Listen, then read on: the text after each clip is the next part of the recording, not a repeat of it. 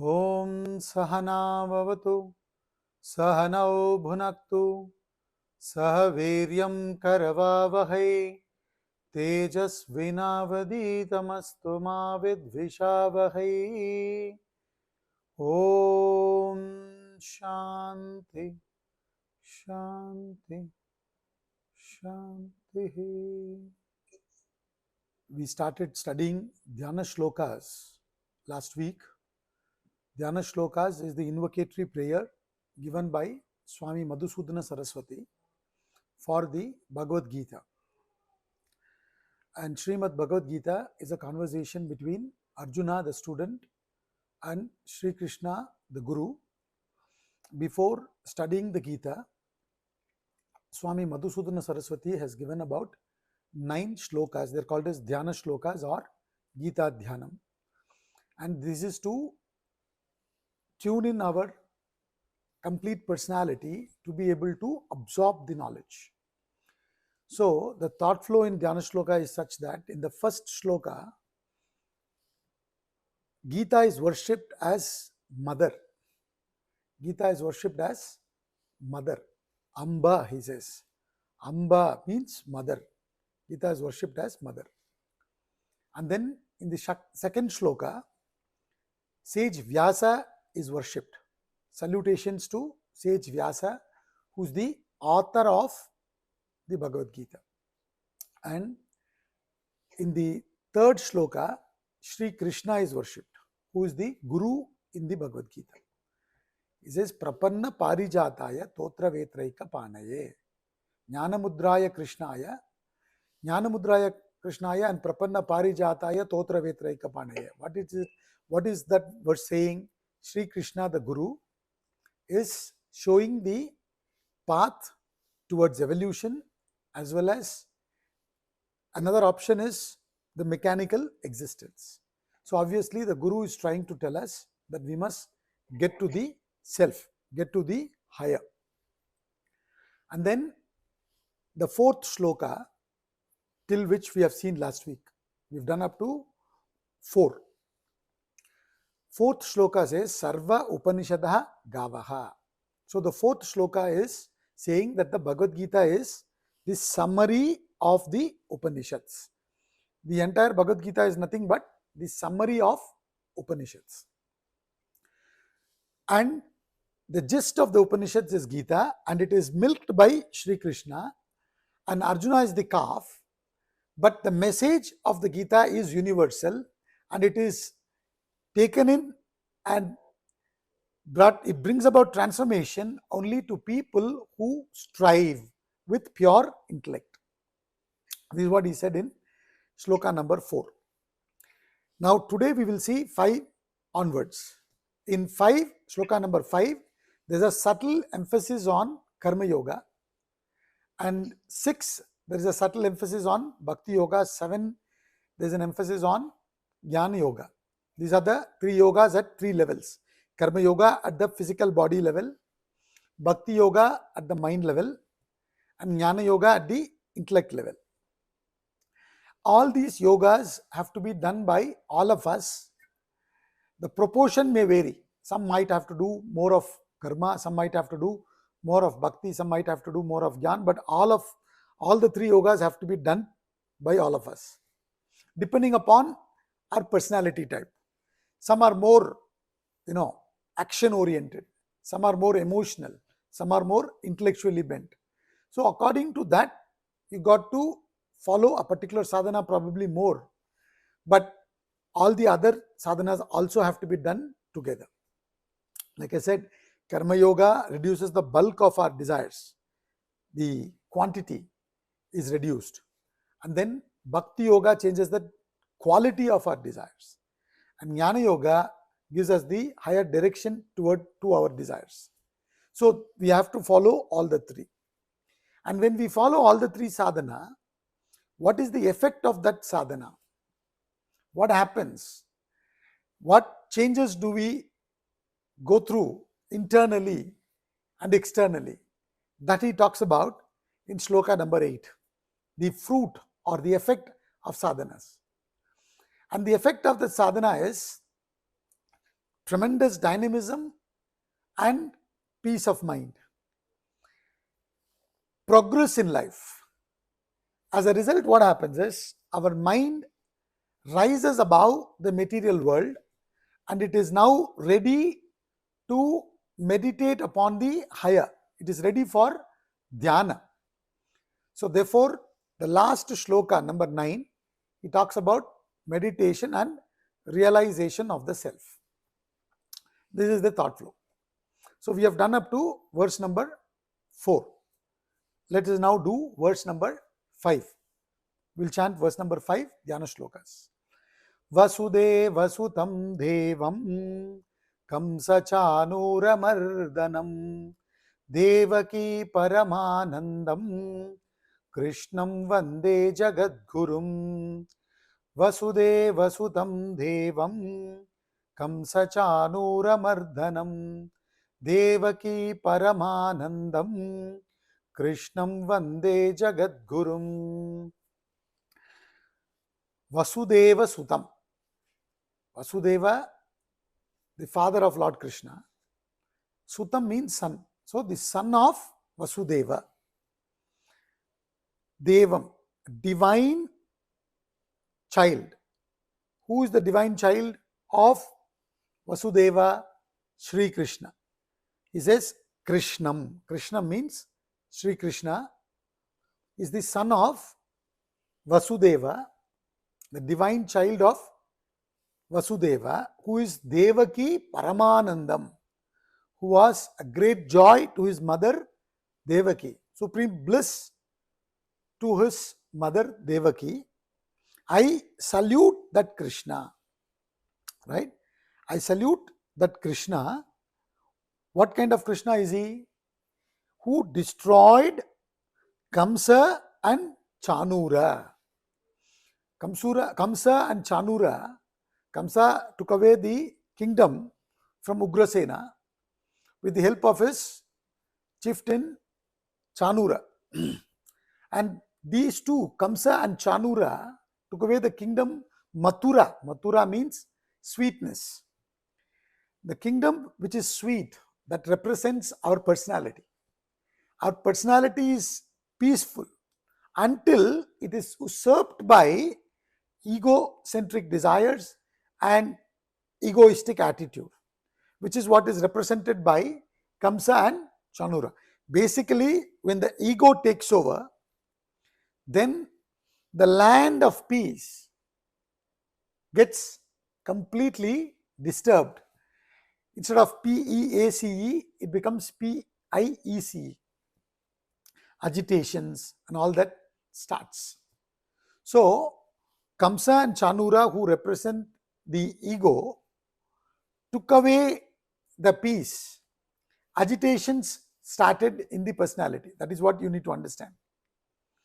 So, ego then starts bringing in its own desires. See, ego is nothing but a false notion. Somewhere I read a very interesting explanation for ego. EGO means edging God out. Edging God out means edging the totality out. Separating the individual from the total. I start understanding about myself as this limited individual. And this limited individual, then to feel a sense of completeness, a lot of desire starts coming in. And then we live our life only to fulfill those desires. A person whose mind is full of desires will be full of agitations. Desires are nothing but what? Seat of agitations, isn't it? The moment you have a desire, it brings about agitation. You do not know whether you will be able to fulfill till you fulfill agitation. And after fulfilling also, you do not know whether you will be retaining it. So there will be mental disturbance. So when Kamsa Chanura took away the kingdom from Ugrasena, Mathura, peace was destroyed. And Sri Krishna, by killing Kamsa and Chanura, by destroying them, he restored the peace back. So here, what he is trying to say, as I said, there's a subtle reference to Karma Yoga. So in Karma Yoga, what is Karma Yoga? The intellect pitches up a higher goal, mind surrenders to that goal, and the body acts towards that goal. The body is not acting merely to fulfill the egocentric desires, right? So you act for a higher goal, and here that is indicated by Sri Krishna. Krishna means dark. That which is unknown to us is dark to us, which is Atman, or our true nature. Our true nature, Atman, the self, is unknown to us. So that self they identify with, meaning identifying with the higher goal. So when the personality is handed over to Krishna, meaning you identify with Sri Krishna, the self within, then slowly you will be able to destroy the ego. So you set the higher goal, and then you act towards that goal, and then slowly you rise above the ego. So therefore, Kamsa, Chanura, Krishna, and all these words, when you focus and understand, all that he is trying to say is a human being should function in the spirit of Karma Yoga. When you function in the spirit of Karma Yoga, you destroy the ego. So when he says Sri Krishna, the son of Vasudeva, destroyed Kamsa and Chanura, he is talking about identifying with the self and functioning, identifying with the higher goal and functioning. See, the quality of our life will be sublime if our thoughts are sublime. The quality of our life is directly proportional to the quality of our thoughts. If our thoughts are mundane, the quality of our life will be mundane, ridiculous. If our thoughts are sublime, the quality of our life also will be sublime. So one needs to elevate the thought. So when you study the Bhagavad Gita, your thoughts get elevated, directed towards the self. So identifying with the self, when you start functioning in the world, you are not just merely working to fulfill your desires. Majority of the human beings are just working to fulfill their desires, isn't it?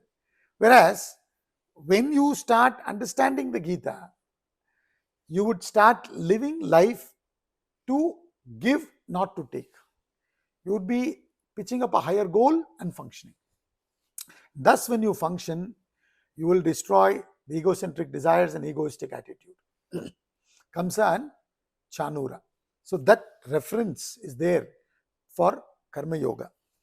So he says, I salute Krishna, the divine son of Vasudeva, destroyer of Kamsa and Chanura, the supreme bliss of Devaki. He was a great bliss to his mother, Devaki. And he says, Jagat Guru. Sri Krishna is called as Jagat Guru. Krishnam Vande Jagat Gurum. Here you see that Sri Krishna is only teaching Arjuna.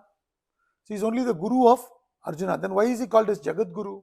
He is called as Jagat Guru because even today we are sitting and studying the same Gita, which was given to Arjuna many years ago. Somebody asked Swami Vivekananda, you are teaching Gita which was given many years ago. Why are you talking about it now? Do you believe that Gita actually happened? There was a person called Sri Krishna and Arjuna. This battle happened and this Gita was given. Then for which Swami Vivekananda answered, he said, yes, personally I believe it happened because it is itihasa. Itihasa means thus it happened. Whether it has happened exactly like we studied or not, something like that happened. There was a person called Sri Krishna, Arjuna, this discussion happened. All that I believe many years ago. Keeping that aside, whether it actually happened or not, Why am I talking about it today? Because it is still relevant. So the message given in the Bhagavad Gita is the message given in the Vedas, in the Upanishads. It is not just for that person or for that set of people who were in that particular time. It is for every one of us. It is beyond time. It is universal. Therefore, he is called as Jagat Guru. To that Krishna who gave us this knowledge, which is applicable universally at all times, hence it's called as eternal principle, Sanatana Dharma. To that Krishna, I salute. So, when we, before we get into the study of the text, there's a beautiful bhav brought in from within through this prayer. Salutation to the text, salutation to the author, salutation to the Guru. So you kind of, meditate upon it. So then the inner personality is prepared before plunging into the study, so we can get the complete benefit. So this is what is the shloka number 5 saying. Vasudeva Sutam Devam Kamsa Chanura Mardanam Devaki Paramanandam Krishnam Vande Jagat Gurum. To that Krishna, who is the Jagat Guru, I salute. Next shloka.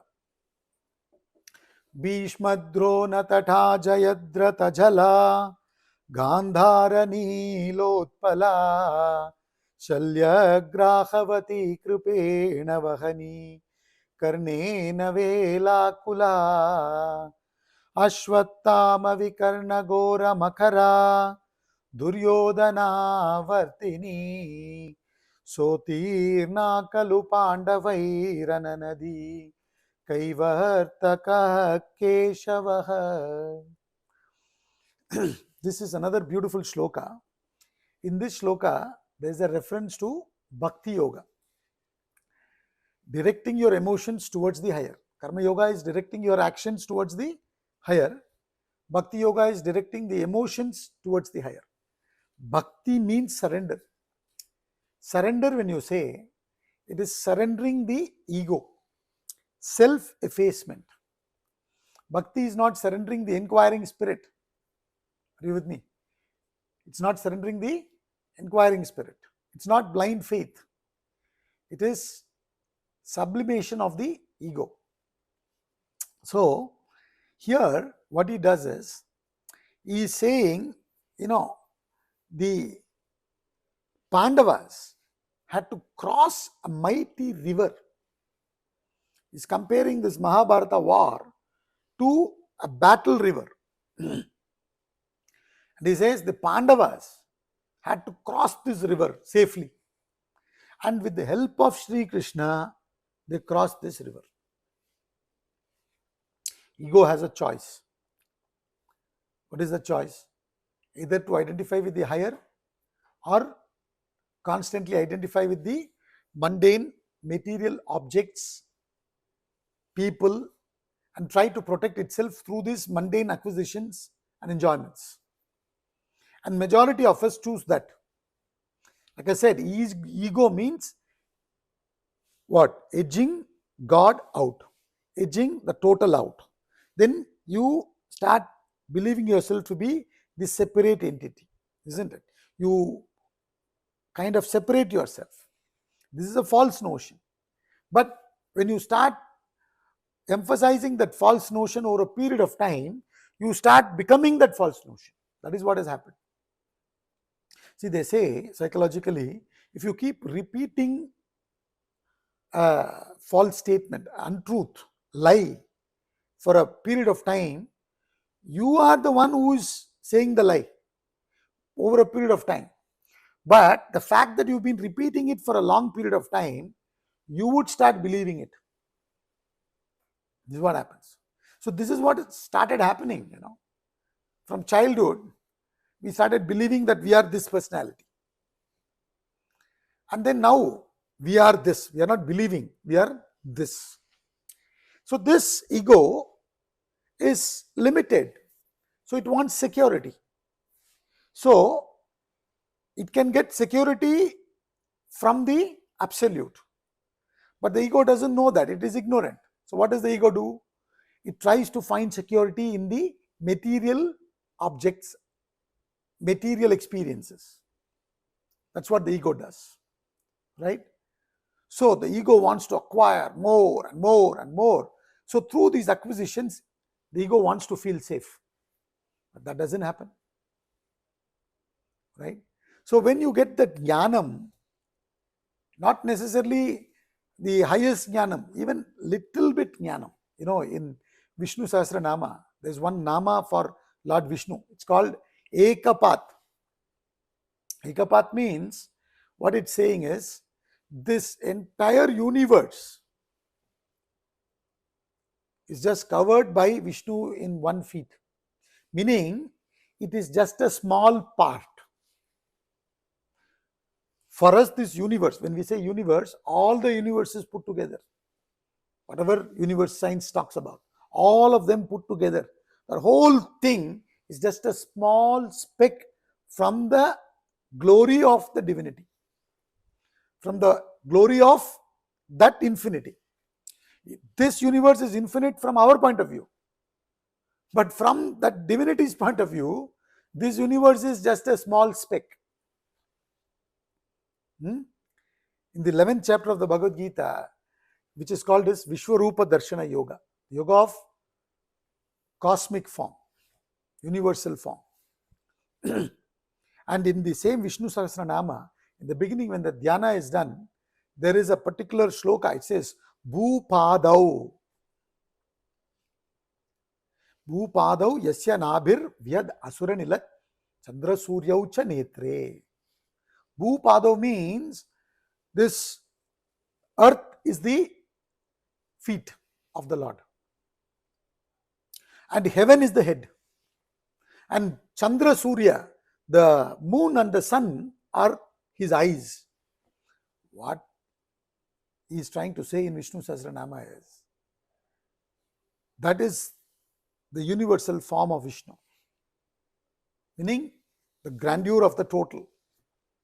From the total, this is just a small speck, which the universe, all the entire,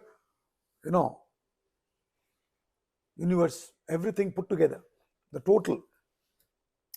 In that, the earth is a very small planet, right? And in that earth, we are in Asia. And in Asia, in Delhi. In Delhi, this particular area, in this particular area, this particular house, the particular sofa, in that I am sitting and I am thinking I am everything.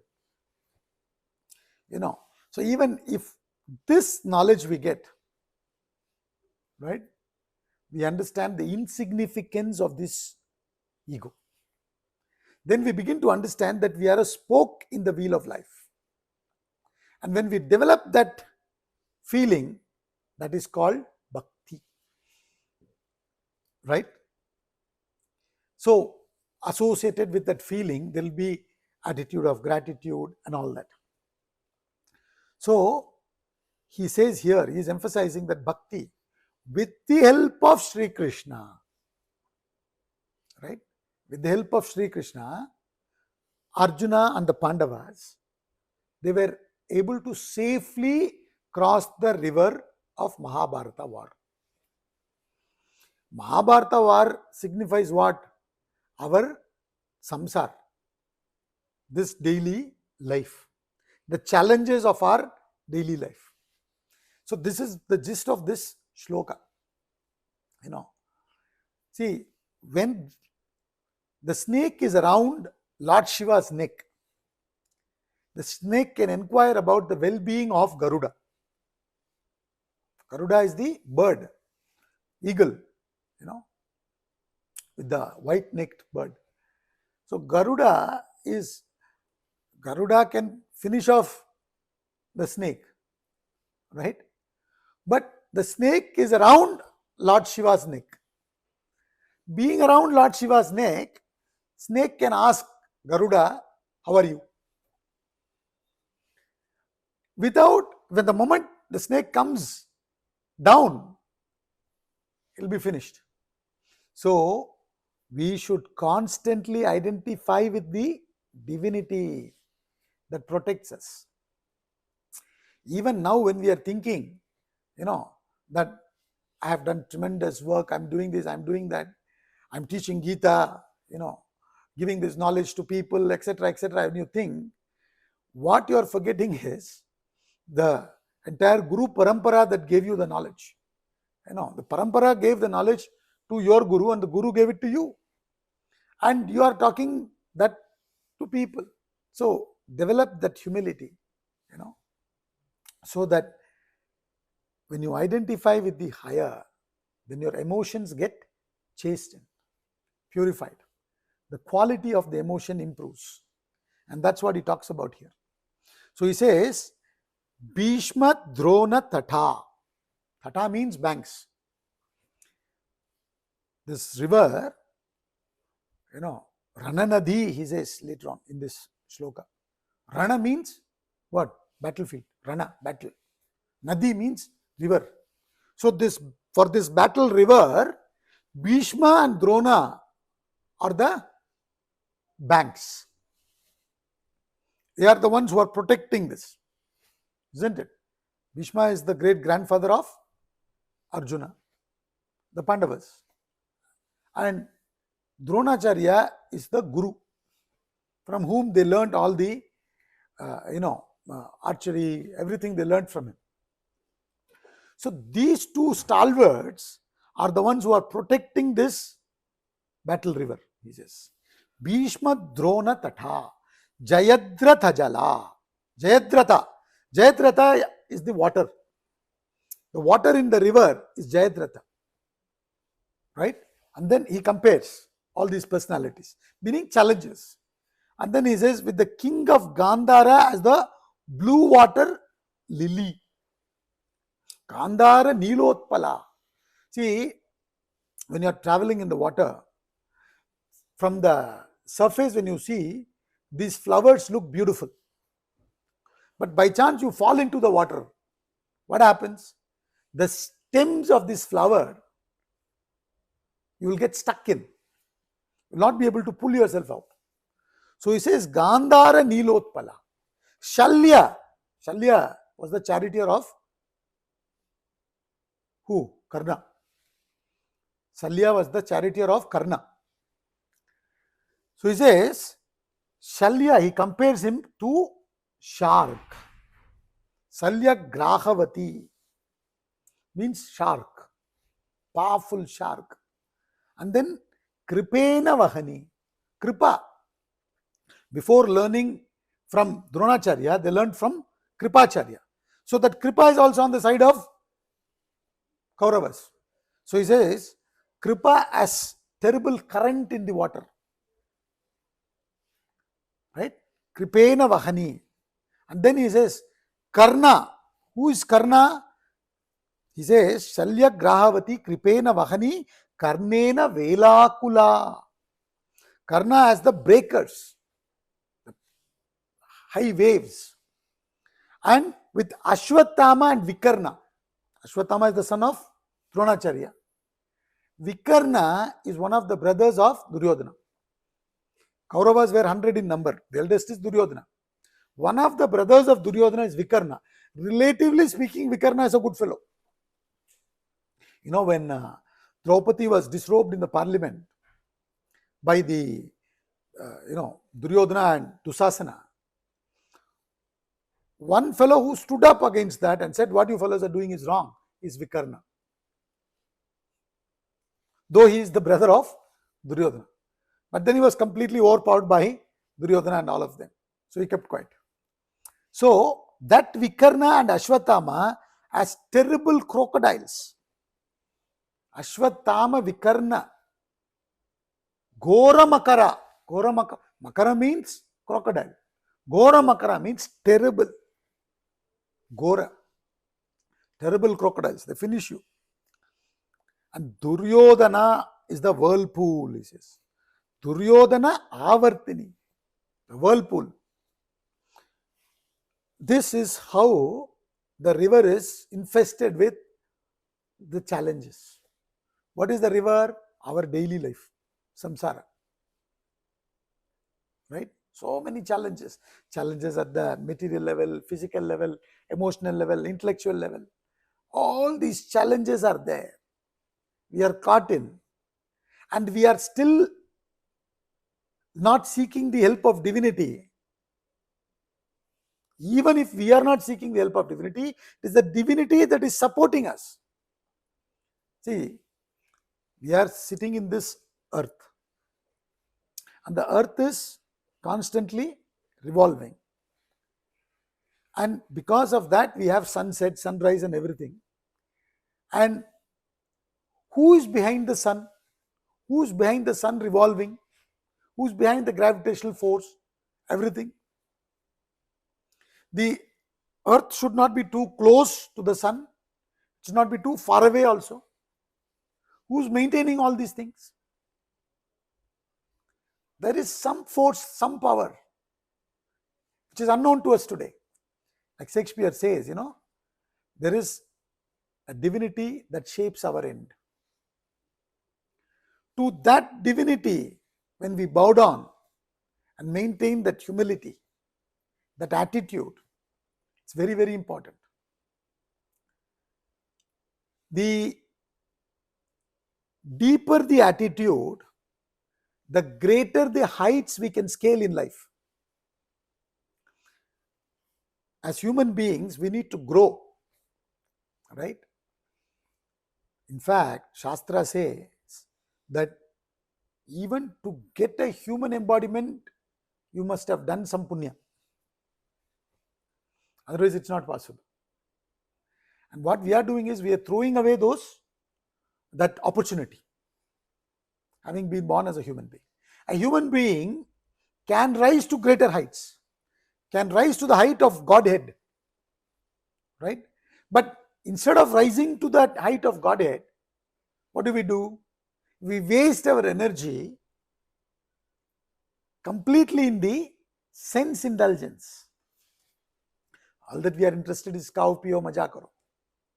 Right? Because the world is very attractive. It gives instant pleasures. In Tamil, there's a word for the senses. It's called pori. Pori means trap. A rat trap. When you say a rat trap, what do? They fix a onion or some vada, something, right? And the smell attracts the rat. The rat goes inside to eat the vada. And then it gets trapped. The moment it starts eating, the trap closes. This is what is happening to us. We get trapped by these senses. I'm pori. And pori means 5 senses. Hence, in Tamil language, the senses are called as pori. The color and form for the eyes, smell for the nose, taste for the tongue, sound for the ears, and touch for the skin. They're very attractive. They give us instant pleasure, isn't it? So we get trapped. These challenges. So if we want to not get trapped, because you cannot withdraw from the world, that's not a solution. Where can you run away? Supposing you have a weakness for smoking and you want to conquer smoking. You say, I don't want to live in this world because everywhere there is this cigarette selling shops. So I want to go to Himalayas. So you're going in your car, climbing the Himalayas. There also you'll see some hoarding, wills made for each other. Right? You will be reminded, where can you run away? You have to be in the world. Wherever you go, you have to be in the world. This is the world in which you are living. And wherever you go, you'll be carrying your mind. Your mind will be coming with you, traveling with you. So you will have to meet the challenges of life. You can never escape. So Bhagavad Gita or Vedanta doesn't talk about escaping. Bhagavad Gita or Vedanta talks about meeting the challenges of life. But how to meet the challenges of life? You should be like that snake around Lord Shiva's neck, inquiring, how are you, buddy? To Garuda. You understand? So that is what Vedanta is talking about. You got to identify with the divinity within, Sri Krishna within, the Atma within, the self within. Surrender to that. Let us surrender to that. See, we want to know what is happening, what is going to happen in future. Do you have the capacity to handle, supposing if you know what is going to happen in future? Do you have the capacity today? Supposing you come to know through all this Jyotisha and all that, you come to know that in 2 years' time, you are going to die. And that also not normal death. You will suffer and die. I'm just giving, arbitrary example. Do you have the capacity to deal with that today? Supposing you come to know that you are going to get $10 million in lottery in 2 months' time. Do you have the capacity to deal with that? What will happen supposing you get that information now? What will happen? What all can happen, possibilities in a human being? They'll go crazy, right? They'll go crazy. Stop, cannot sleep, get so excited, stop acting. They won't act, they'll stop acting. So, why do you want to know when you do not have the capacity? And you lose the suspense. The suspense has a little bit of a joy. That adds flavor, isn't it, to life. If you know everything, then there won't be any joy. Children especially, if you see, especially on their birthday, you have to wrap the gift and suspense. If you keep it a suspense, surprise. If you tell them surprise, they get very excited. Oh, surprise, surprise. You've bought the gift, you've wrapped it nicely, and you've kept it in the corner. You said, tomorrow is your birthday, we'll only open it tomorrow.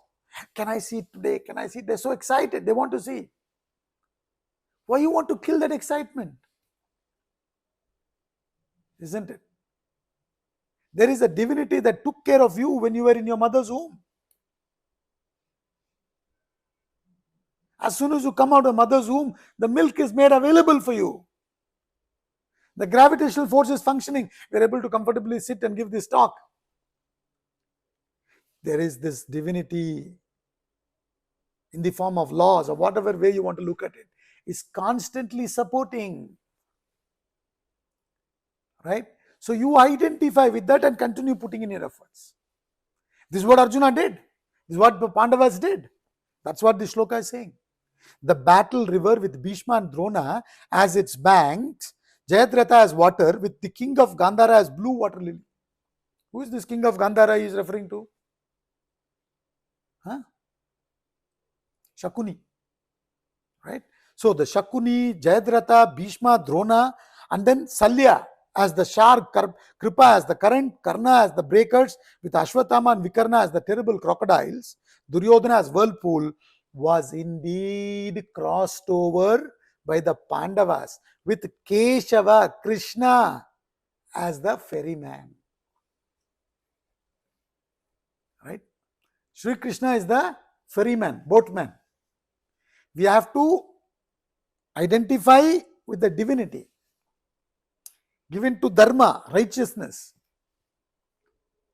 However attractive the world may be, one should not live to eat. One should eat to live. Isn't it? So that bhakti is being emphasized here. Surrender. Surrendering to the total, surrendering to the divinity, you render your actions. You understand? So that is what he's talking about here. These Pandavas surrendered to Sri Krishna. And Sri Krishna, the ferryman, beautifully made them face all these challenges and cross over the battle river, the Samsar. Otherwise, we get stuck here and there, everywhere. Attractions. Buy one, get one free. Buy now, pay later. Take the loan, go for a vacation, enjoy, pay later. We fall for all these attractions, no? The modern challenges. No, Bhishma, Drona and all, you can imagine things in the modern world. All these kind of challenges we have.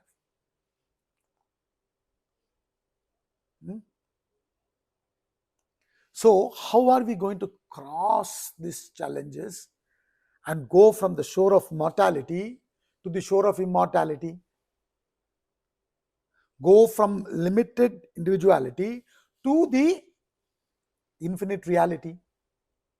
It has to be done by identifying with the divinity within and functioning in the world.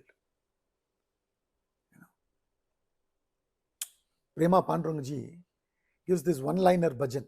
It's one of my favorite actually. Re manu tu kahe kabra, tere saath bihari hai. Re manu tu kahe kabra, tere saath bihari hai. When you understand that, there is this divinity constantly supporting in good and bad times. Why you want to take it upon yourself? Just flow freely. That's what the Pandavas did. In spite of all their skills and everything, they understood that the grace of the Lord is very important. Right? You might have great talent and everything, but still, you do not know everything. You are a small speck. If the universe itself is a small speck, what are we? Nothing. Whole thing is we are looking at it from our angle. Me. You understand? See, Shah Jahan, what would have been his state of mind when Aurangzeb was born? What would have been his state of mind when Aurangzeb put him in prison? Supposing Shah Jahan knew when Aurangzeb was born. Why you want to, you understand, we don't know whatever is happening, how it is good for us, bad for us, we don't understand. See, for example, success. I can explain that with the example of tennis. The ATP tournaments are all played three-setters. The men's ATP tournaments are also three-setters. 3 sets they play. So in 3-setter game, if you win the 2, you won the match, isn't it? Whether you win the first 2 or the first and the third or second and the third, you are the winner. Right? But when you come to Wimbledon and all this Grand Slam, it's a 5-setter match. So in 5-setter match, you have to win 3 sets. Right? So if you are playing an ATP tournament, the first 2 games, the sets you win, then what happens? You are a winner.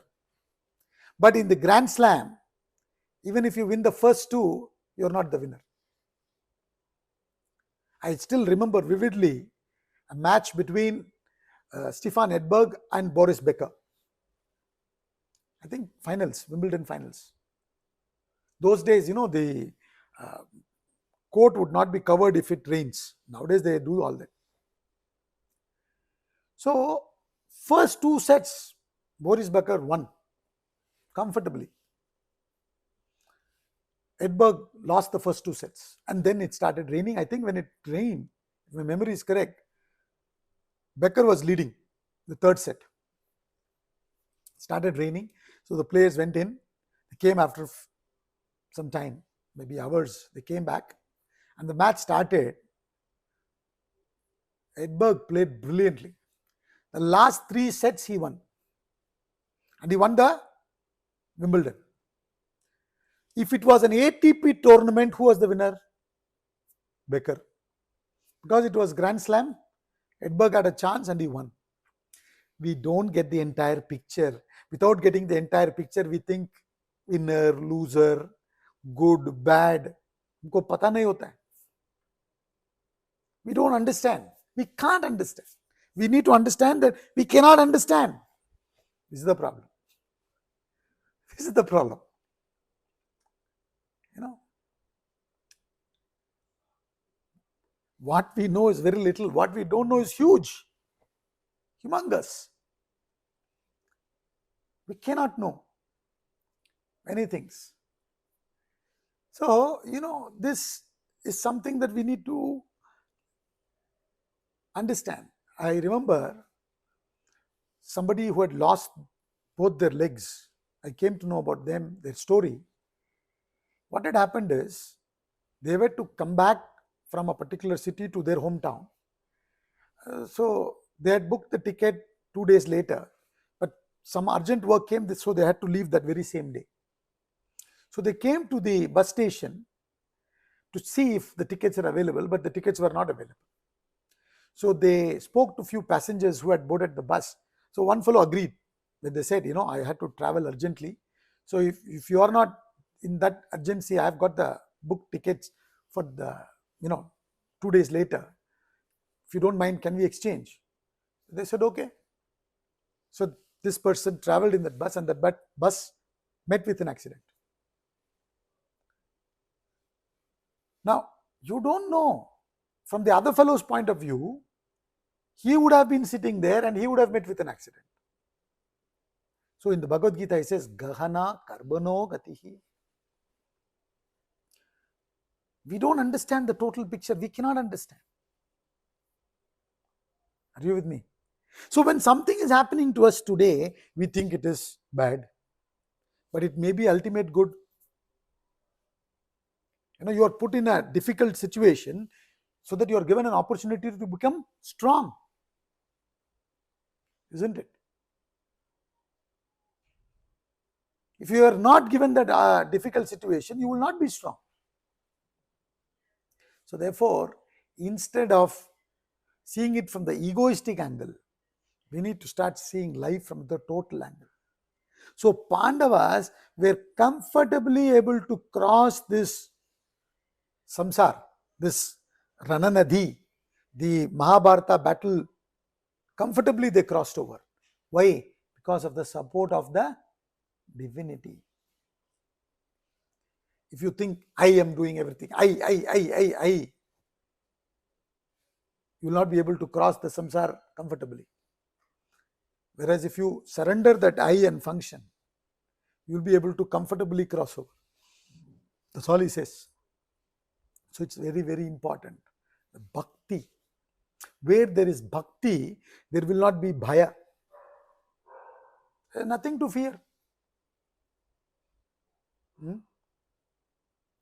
When Lord took the avatara, Lord Vishnu took the avatara of Narasimha and destroyed the egoistic Hiranyakashipu, the father of young boy Prahlada. Narasimha is what? The half lion, half man form. Right? He had to come in that form to destroy Hiranyakashipu. He destroyed him. He killed him. And that Ugra Rupa, that fearsome form, nobody dared to go closer. After killing Hiranyakashipu, he was sitting on the throne. Nobody dared to go closer to him. Even the gods were fearing, says the story. But Prahlada goes and sits on his lap. Because there is tremendous bhakti. When there is bhakti, there is no bhaya. Re manutu kahe kabra, tere saath bihari hai. Divinity is always there. It was there when I was in the mother's womb. It was there when I came out of the mother's womb. It is still there. I am the one who is forgetting. I am the one who is not identifying with it. Right? So when I start identifying with it, the challenges become very easy, simple. It won't be such a big problem. See, you won't look at it as a problem, you look at it as a challenge. Then you will easily go through that. That is all he says. So they easily crossed over. And he puts the word kalu. Kalu, Swamiji translated it as indeed. Kalu means, it's like asked with exclamation, isn't it? Didn't they cross over the battle river comfortably with the help of Sri Krishna? So if that happened then, why can't it happen now? If that could happen to Pandavas, why can't it happen to you? That is the idea. That is the meaning. You understand? So, simple. All we need to do is identify with the divinity within and function. That strength comes from within. We are thinking that we can draw the support, strength from the outside world. When the outside world objects and beings are themselves impermanent, what support they can lend you?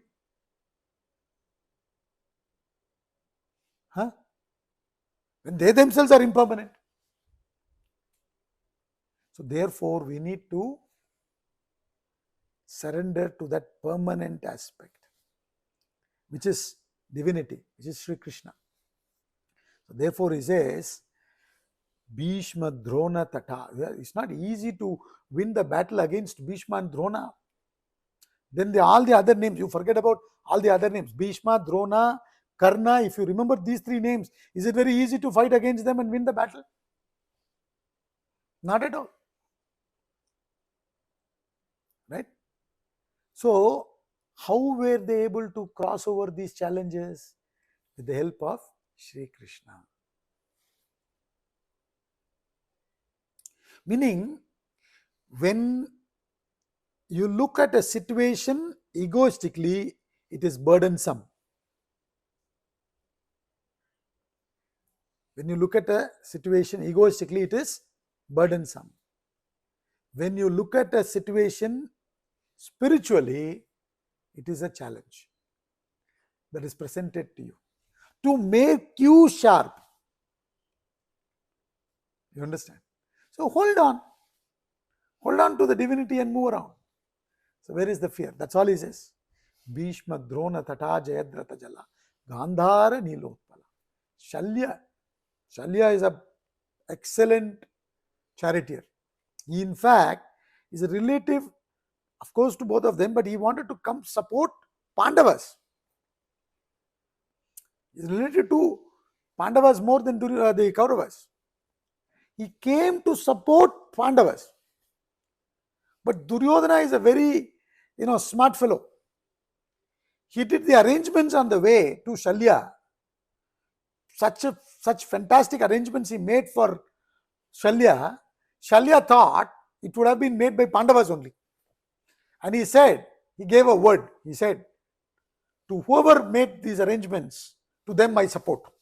Then he came to know that this was all arranged by Duryodhana. Because Duryodhana knew that even if Bhishma and Drona will not take care of Arjuna, my friend Karna can take care. If Karna had to take care of Arjuna, he needed an excellent charioteer. Arjuna has got an excellent charioteer, Sri Krishna. What about Karna? He needed an excellent charioteer. So he was looking for excellent charioteer. So he did all this to get Shalya on their side. You understand? So Shalya was the charioteer of Karna. All this beauty, in the sense, everything was beautifully plugged. It was almost impossible for the Pandavas to win.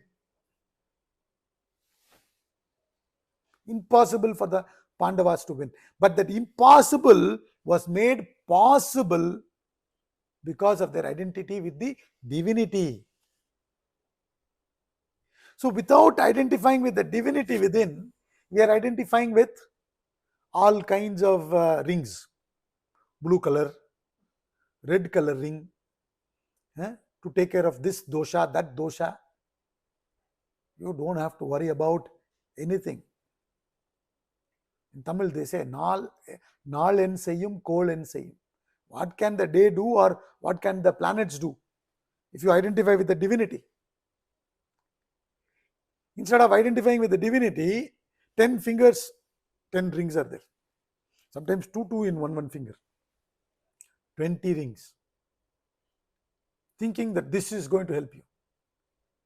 It's incredible, isn't it? The mind that moves away from the divinity within will be extroverted. That extroverted mind will be insecure. And to find security, it is trying to find security in all these non-essentials. Therefore, he says, identify with Krishna. Therefore, he says, isn't it? Didn't they cross over with the help of Sri Krishna? If Sri Krishna could help Pandavas, would he not help you? Why don't you be smart enough to choose Krishna?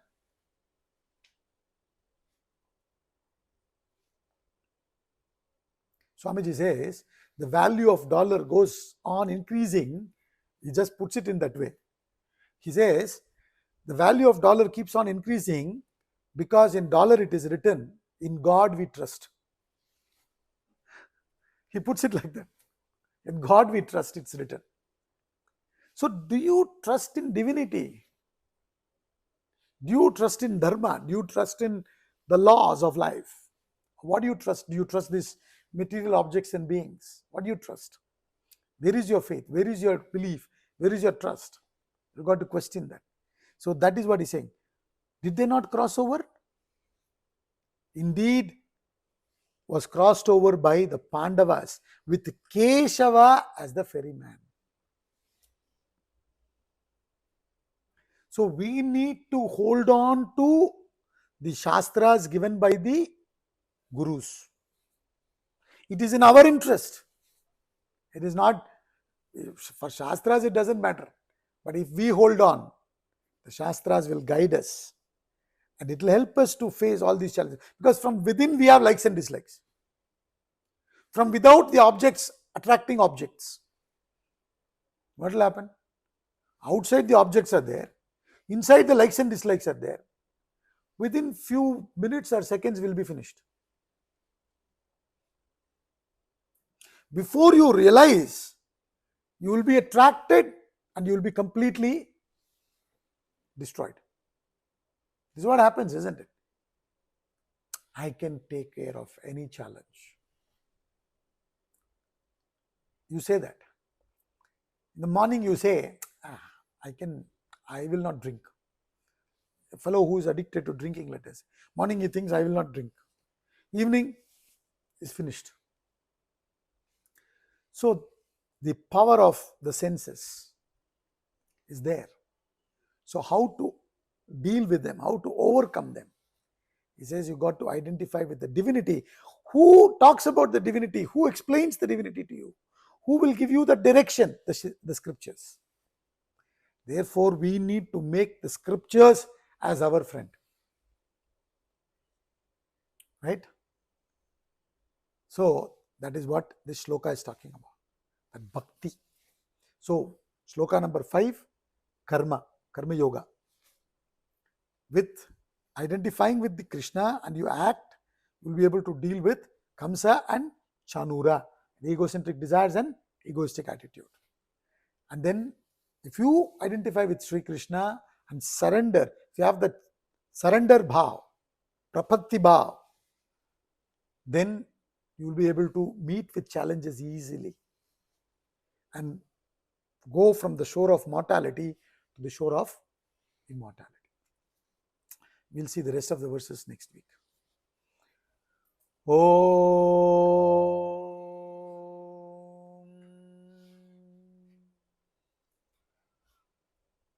Om Purnamada Purnamidam Purnat Purnamudachyate Purnasya Purnamadaya Purnameva Vashishyate. Om Shanti Shanti Shanti. Om